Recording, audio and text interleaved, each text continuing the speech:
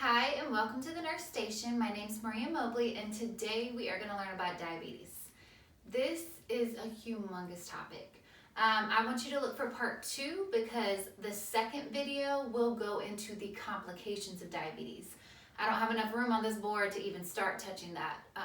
So please look for that in the second video. As always, this video is for educational purposes only and I'm really hoping it's helping you future nurses. So let's jump right into it. In this video, we're going to learn about the diagnosis of diabetes. We are going to learn a quick little patho of how diabetes, how insulin works, how does diabetes present, and really understand the difference between type 1 and type 2 diabetes, and then also humongous patient educational points, okay? So diagnosis. Your diagnosis of diabetes is dependent on multiple things and can be looked at based upon different criteria. So we have a hemoglobin A1C level. This level is measuring the amount of glucose that attaches to hemoglobin. So if you think about it, if you have a lot more glucose circulating in your bloodstream, there's more risk that it will attach to hemoglobin. So a diabetic client, if we draw hemoglobin A1C, and typically it's taken every 3 months, and it is greater than or equal to 6.5%, the practitioner could diagnose them with diabetes. This also is a key lab, an essential lab to utilize with diabetic clients to look at compliance. You can't fast that day and get a good finger stick with hemoglobin A1C like you could with a finger stick. It can show over time how much glucose is in your bloodstream binding to hemoglobin. So it's really accurate indicator in terms of how well is the medication working, how well is diet and exercise going with the diabetic client. So a very important lab.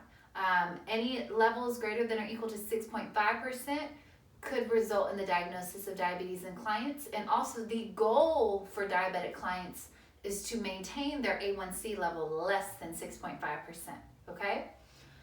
Fasting plasma glucose level, that's the abbreviation, fasting plasma glucose. If we were to check a client's blood glucose level and they weren't eating or drinking, and it results in a value greater than or equal to 126 milligrams per deciliter, there could be a concern for diabetes. And then another one is random, meaning we take their blood glucose level at any time, regardless if they're eating or drinking, or oral glucose tolerance test, meaning that a client drinks a really saturated sugary drink, and within a certain time period, their glucose level is tested, and either of those results, if it's greater than or equal to 200 milligrams per deciliter, there's a concern for diabetes. For instance, the oral glucose tolerance test is what they use to diagnose gestational diabetes, which we don't talk about in this lecture. But just a couple criteria for the diagnosis of diabetes. And let's really get into, I'm going to talk about this critical thinking point in 1 second, but let's get into the difference between type 1 diabetics and type 2 diabetics. So typically you hear type 1 called juvenile onset diabetes and type 2 adult onset. But type 1, it is essential to understand. These clients, the pancreas, which secretes insulin, beta cells in your pancreas secrete insulin. There's no insulin secretion for type 1 diabetics. Their beta cells are destroyed. So if we think about this, I drew a little picture of a cell because the primary purpose of insulin is to transport glucose into our cells so it can be stored for energy. So we can utilize it. We need glucose for energy. If we can't transport it into cells, where does it stay? In our bloodstream. So insulin also transports glucose into the liver, just a little FYI. But if we have a type 1 diabetic client, they ate food, now there's glucose in the bloodstream, and there's no insulin. What insulin does, if you think about it as a little diamond, it sits in a receptor to open it on a cell and allow glucose to go in. While there's no insulin being secreted by type 1 diabetics because their beta cells are destroyed, there's no way for that glucose to get into cells. So to this point, type 1 diabetic clients have to be on insulin therapy. There's no ifs, ands, buts about it. If you ever pick an answer choice to educate a type 1 diabetic on oral anti-diabetic agents, that is the wrong answer. because they have to be on insulin therapy because there's no insulin in their body. And if there's no insulin in the body, there is no way to store glucose, okay? So stick in your brain, type 1 diabetics have to be on insulin therapy. Type 2 diabetics, typically this is diagnosed later in life, can result, I like to think of it as twofold. Either their pancreas can be secreting less insulin. So for example, I have 4 insulin receptors on the cell. This of course is an example, very inaccurate in terms of the amount of insulin receptors we have, but I want all 4 receptors to be activated so my glucose can go into the cell. If we secrete less insulin, let's say only 2 receptor cells are activated, okay, and it opens it up, very, very ugly opening, and transports the glucose into the cell. Well, because I have less insulin secretion, yeah, it took some glucose into the cell, but I still have excess glucose in the bloodstream, which can lead again to hyperglycemia. Or the cells can become resistant to insulin, meaning, hey, I have an insulin going to my receptor, but maybe it doesn't open accurately. And so the cells in type 2 diabetics can also become resistant to insulin. Therefore, insulin is not working as effectively as it should, leaving excess glucose, and this is my little vein or artery, in our bloodstream, okay? So type 1, no secretion of insulin. Type 2, we either have decreased secretion of insulin or resistance to insulin, all right? And I need y'all to understand, our pancreas, I'm gonna get rid of my little blood vessel, constantly secretes insulin. While we're sleeping, of course, while we're eating, it spikes. So we have, it's not like our pancreas only secretes insulin when we eat. There's a constant secretion of insulin from our pancreas, and yes, it spikes at times when we eat because we need more insulin because food is broken down into glucose and we need to transport all that glucose into cells. But you have a constant secretion of insulin, and then it peaks at, for instance, this is breakfast, lunch, and dinner. So that's why, again, if you think about, we always have a constant secretion of insulin in our body. That, again, is more evidence as to why type 1 diabetics need insulin therapy. They don't have any secretion. So type 1 versus type 2. Type 1, no insulin secretion. Type 2, decreased insulin secretion or resistance to insulin that is secreted, not allowing receptors to work effectively. And in our perfect world and the real world, we always promote diet and exercise or lifestyle changes on top of medication therapy. So both type 1 and type 2 diabetics should be exercising. They should be complying to certain dietary choices, which we'll talk about in 1 second. But then type 1 versus type 2 has to be on insulin therapy. Type 1 has to be on insulin therapy.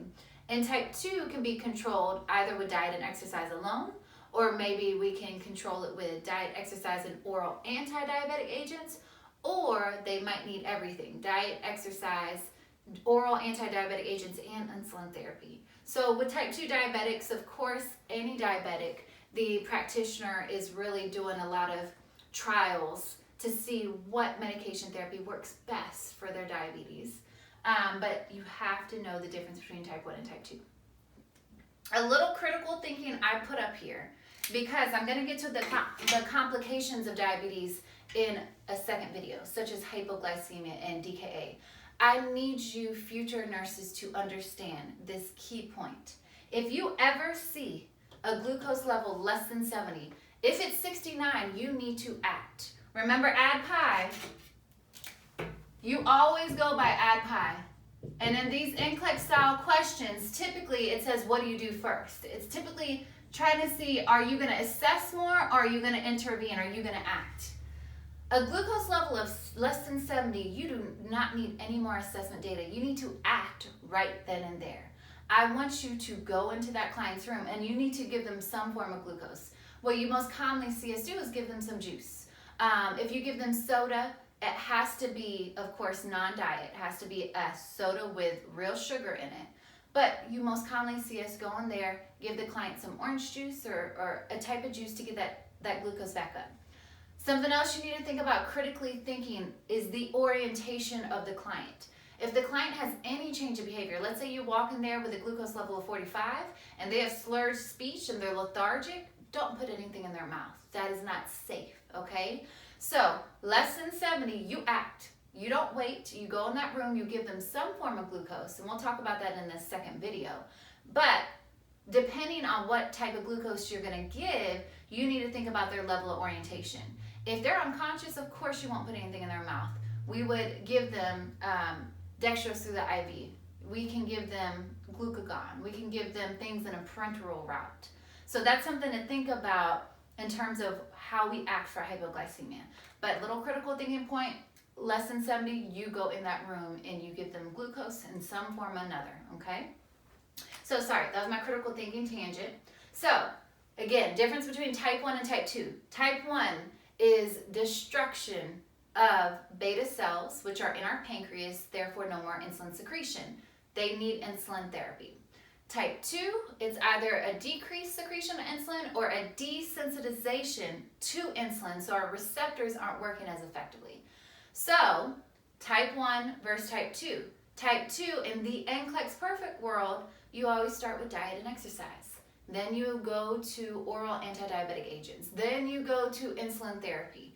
So it's kind of a stepwise approach. In the real world, a lot of times clients' glucose can be so uncontrolled, we have to stop them on insulin therapy immediately. So just understand type 1 always on insulin therapy. So I did a little kind of breakdown of how you're going to remember the signs and symptoms of hyperglycemia.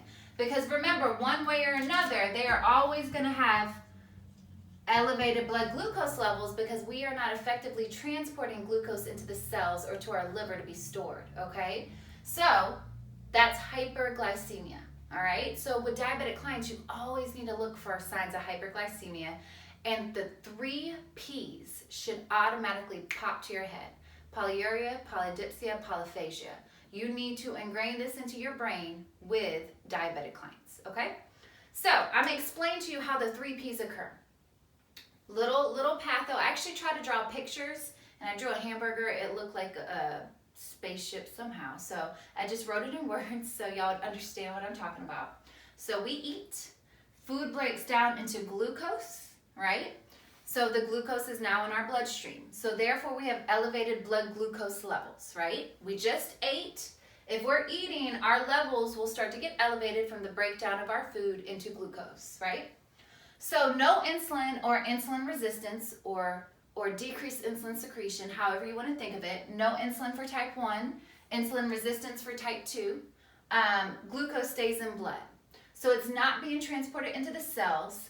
And the first things that's going to happen is once those glucose levels in the blood start getting too elevated, if they start getting above a level of 200 milligrams per deciliter in the blood, your kidneys are going to start to cope. Remember, your body is a miraculous thing. It will always try to help these problems. So now we have way too much glucose in our bloodstream, leading to hyperglycemia, so our kidneys kick in. What our kidneys are going to do is they are going to start peeing off the excess glucose. First P, polyuria.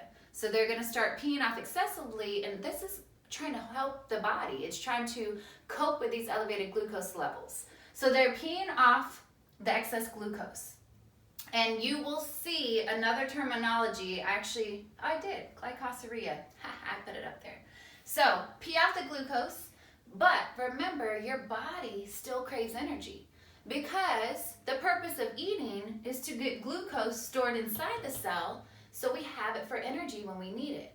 However, we don't have energy where we need it to be. We don't have glucose inside our cells, so your body still craves the energy. What does it trigger your body to do? Another coping mechanism. Your body wants you to eat more. So you will eat more trying to get energy. Your body, your cells are craving energy. So that's called polyphagia. Diabetic clients will keep eating because glucose is not going where it's supposed to be. So they are craving food.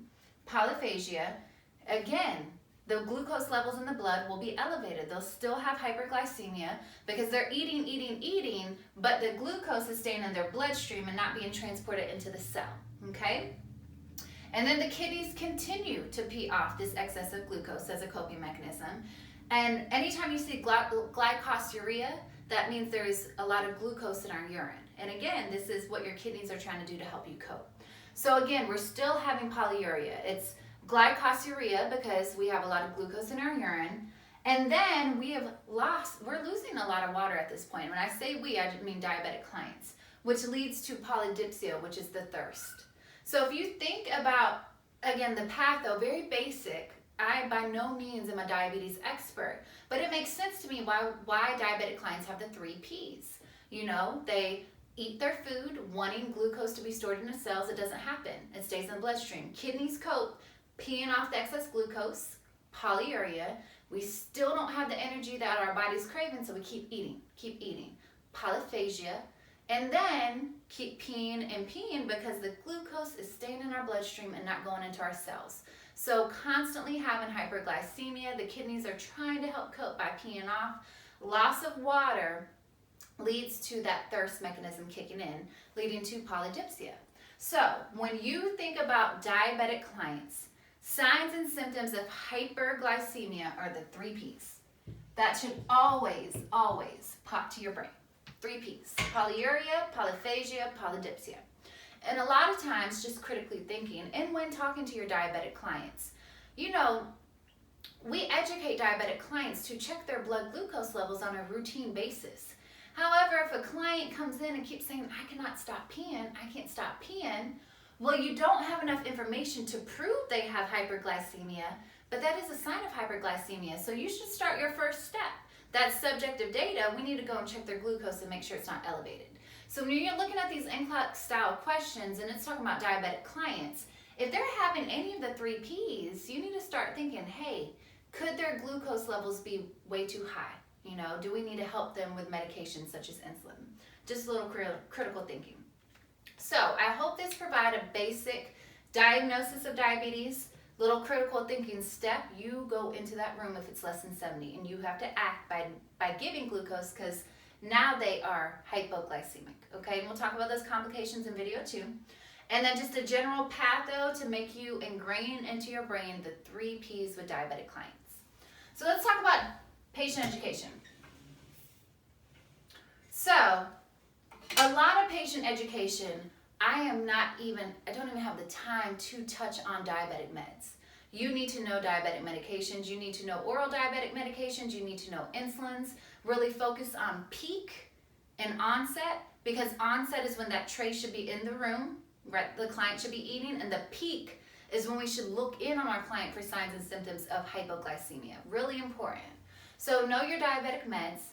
And again, in the real world and NCLEX perfect world, type 1 diabetics have to be on insulin therapy. Have to be. Type 2 diabetic clients, you always see in these NCLEX resources, start with diet and exercise, begin oral anti-diabetic therapy if their glucose is not controlled, and then advance to insulin still if their glucose isn't controlled. You will take care of many diabetic clients in whatever specialty of nursing you decide to go into. So step 1 in patient education, we need to monitor for signs and symptoms of either hypoglycemia or hyperglycemia. Again, we educate diabetic clients. You show them how to take their blood glucose. The best way to make sure they know how to do it is return demonstration. They need to be keeping a log. They need to be keeping accurate checks or log sheets of what their glucose levels are. They need to look and see if there's certain things that drop their glucose. Exercise, if they have the ability to secrete insulin, always increases insulin secretion. So a lot of diabetic clients during exercise can actually get hypoglycemic. So that log will help us catch, hey, you're starting to have a lot of hypoglycemic episodes in the mid-morning. You might need to eat a snack at that time or something like that. And technology is amazing. There's so many glucose monitors that clients can use nowadays that can go straight to their phones or straight to their electronic devices, which is pretty cool. So teach the clients to monitor for signs and symptoms of hyperglycemia or hyperglycemia. So increased blood glucose, hyperglycemia. You need to think about the 3 Ps. We've already talked about it. Polyuria, polydipsia, polyphagia. You should understand why they occur. Look for any changes in vision, any changes in behavior, slow wound healing. With hyperglycemia, they can either have weight gain or weight loss. A lot of times with your type 1 diabetic clients, it is diagnosed, it's typically called juvenile onset. It can be diagnosed very early in life. And a lot of times the parents bring the children in because they have a lot of nausea and vomiting and actually anorexia. They're not eating much with weight loss.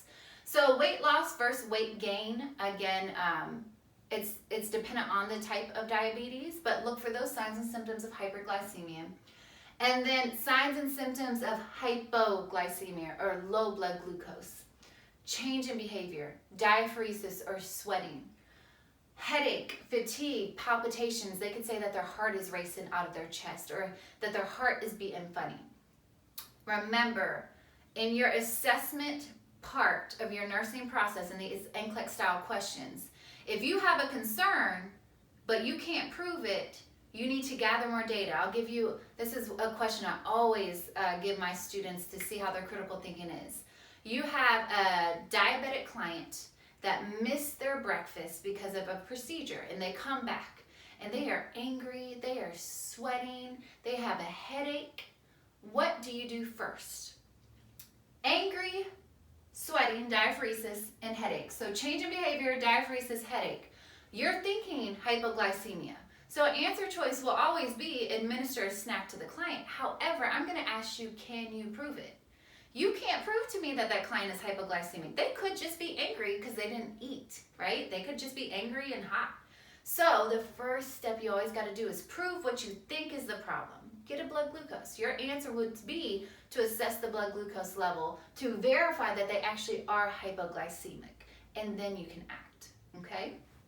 So educate them on the signs and symptoms of hyperglycemia and hypoglycemia, and also what to do for it. Again, I will talk to you about your complications in video 2, so hold off for that, and we'll talk about how do we actually treat hypoglycemia, how do we treat DKA and hyperglycemia. Of course, assess blood glucose, diet. Diet is very, very dependent on the client. So what medications are they on? What's their activity status? What's their weight? But universally, it is essential for diabetic clients to count carbs. Carbohydrates break down into glucose very, very quickly. So we're seeing a lot of medications or a lot of insulin dosing scales actually are changing to be based upon the carb count. Hey, how many carbs did that client eat? And now we will give them a certain unit of insulin based upon the amount they ate. So carb counting is essential. We like healthy proteins. We like to prevent sharp drops or spikes in glucose levels. So diet is dependent on so many things, but always healthy protein, carb counting, make sure that they're hydrated, make sure that they're reading labels appropriately. Reading labels is very important. It could say sugar-free, and you look at that label and there is sugar in that food. So please make sure to educate them on reading labels as well. Make sure to listen to what your instructor says based upon diet. I've seen so many different dietary choices for diabetic clients, so go based upon what your instructor says to be more successful on your test. Exercise. We promote exercise in diabetic clients. I already spoke to how exercising actually increases insulin secretion. So we need to protect our clients from hypoglycemia, from a sharp drop in their glucose level during exercise. So exercise safety and tips. They should check their blood glucose before exercising and after. They should always have a simple sugar on them, like hard candy or a snack, a peanut butter sandwich or peanut butter and crackers, if they are to start feeling like they're getting shaky or they're getting signs and symptoms of hypoglycemia. And we should always educate our diabetic clients. It is not safe to exercise if they are testing positive for ketones in their urine. There's this little test that you can stick a strip in a urine and see if there's ketones present. So when we talk about complications in video 2, if ketones are present, the body is breaking down things that it should not be doing right now because of lack of insulin. So don't exercise if there's positive urine ketones, and don't exercise if the blood glucose is greater than 250. It is too high. We need to get that glucose level back down before exercising. That's just a little safety with exercise. And then sick day rules. So if a diabetic client is sick, let's say they have a GI virus, they could be nauseous, they could be vomiting, they cannot be eating much. And a lot of times clients can assume or think that they don't need to take their insulin, and that is not true. Even diabetic clients, when they go to surgery, when they've been NPO before surgery, we typically still half dose their insulin. Because remember, especially type 1 diabetics, they have no insulin in their body. If they don't administer insulin to themselves, there's nothing to control their blood glucose levels. So diabetic clients, we always encourage them, hey, check your blood glucose when you're sick. See how that's going. Check your urine for ketones. Make sure that your body isn't breaking down stuff that it shouldn't be breaking down. And then we educate, please continue your medication. Don't stop insulin. Don't stop your anti-diabetic agents because you're not eating much. Keep going with your medication. Check your blood glucose frequently to make sure that you're not hypoglycemic. But we encourage small, frequent meals, staying hydrated. Whatever they can drink or ingest, they need to continue to do so. But just stopping their medication is not okay. It's not safe. We still need some type of insulin secretion in the body to control those glucose levels. So that's a little sick day rules, but a big patient education point is related to medication. And don't just stop it if you're feeling sick. You need to continue monitoring your glucose levels. You need to continue taking your medication as long as it's safe to do so, as long as they're not hypoglycemic. So those are sick day rules. And overall, keeping your clients safe. So let's think about this. I'm gonna draw my blood vessel. So, you know, your blood vessels, 3 types: vein, artery, capillaries. Your veins and arteries are transporting oxygenated blood and deoxygenated blood all over your body. So let's think about it. We have elevated glucose levels, right? A lot of glucose in our vessels. Glucose is sticky. It will start to stick to the lumen of these vessels. So let's look. When glucose starts to stick to the lumen of our vessels, that looks a lot like, you know, when plaque or lipids or fat build up in the lumen of our vessels. And you need to think, coronary artery disease or atherosclerosis and all those other disease processes you're learning about, where we are having narrowing or occlusion of our vessels, it can lead to so many complications. So when you are thinking safety for your diabetic clients, you better think circulation, okay? All this glucose building up in our cells, and let's say this is my foot. Are they getting good blood flow to their foot? Can they feel? Do they have a decrease in sensation to their foot? What if they cut their foot and that lack of blood flow, they can't even feel that they cut it. And so they now have a wound on their foot that they're not aware of. So you need to keep your diabetic clients safe in all aspects. And I want you always to think circulation. If we have a lot of glucose that is, you know, sticking to the lumen of our vessels, we need to be doing a lot of peripheral vascular assessment. You need to check their pulses. You need to check their cap refill. You need to make sure that they can feel you touching them. You need to assess their sensation. And these vessels lead to other organs. Are they having chest pain? Are they having signs and symptoms of a stroke? Because now this is your cerebral artery. We need to look for all those complications that atherosclerosis could lead to. So please keep your diabetic clients safe in terms of circulation. Make sure that they are looking at their feet every day. We promote them to wear white socks. So if they do cut their foot and they have problems like diabetic neuropathy, where they have lack in sensation and paresthesia, numbness and tingling, you need to keep them safe. So assess circulation. Look for open sores, cuts. Even cutting fingernails, they need to be careful to make sure that they don't clip and nick their skin and not even being aware of it due to lack of sensation. So I just need you to think safety, safety, safety. Monitor circulation constantly. Do thorough peripheral vascular assessments. Look for any signs of potential organ damage, such as chest pain or changes in behavior. And then we talked a little bit about foot care. Your books go very detailed. Again, inspect feet daily, wear white socks to see any bleeding. If they do hurt their foot in any way, wear sturdy shoes, care with clipping of toenails, and eyes. We have a complication called diabetic retinopathy. Blood vessels perfuse your eyeballs. Again, if we have increase in glucose, there is decreased oxygen getting to your eyes. So they can have diabetic retinopathy, they can have blurred vision, changes in vision. So we need to make sure that they are getting annual eye exams. We need to make sure that any complication that's occurring. Let's say they have diabetic neuropathy, they have a decrease in sensation. They need to make sure that they're going to the podiatrist. They need to get their feet checked. They need to be making sure that their legs are getting perfused. Diabetic clients can get amputations. Diabetic clients can get very, very invasive wounds. So I just put a general safety. You need to assess your diabetic client head to toe. You need to talk about what type of shoes to wear, to never walk barefoot. We don't like heating pads on diabetic clients because they might not be able to feel if it's burning them. So any complication related to decrease in blood flow or decrease in sensation, you need to think about the safety implications related to all those potential complications to keep your client safe. So I hope this helped.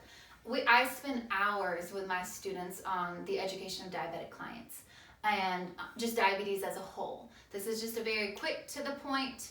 Do you understand diagnosis? Do you understand the hallmark manifestations, the 3 Ps, and general patient education? Gear this also to what your instructor is telling you to be successful on your test. So stay tuned for the second video when we go into complications. A lot of critical thinking with complications. How do we act quickly? What is priority? You know, these crazy NCLEX questions that all 4 answers are right, and you got to learn how to get to the best one. So as always, we are better together. If you understand this, help another student.